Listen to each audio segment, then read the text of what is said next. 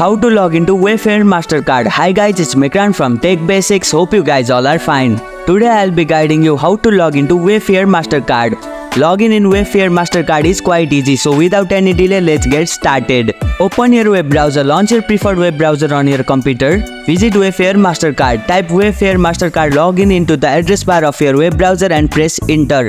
Click on the second link. It will take you directly to the login page. Enter your credential. On the login page, you'll typically see fields to enter your user ID and your password. Input the user ID associated with your Wayfair Mastercard in the designated field. Then enter your password in the provided field. If you have forgotten your password or user ID, click on reset password and retrieve user ID. And if you don't have an account yet, click on get started. Click on login. After entering your credential, click on the secure login button to proceed.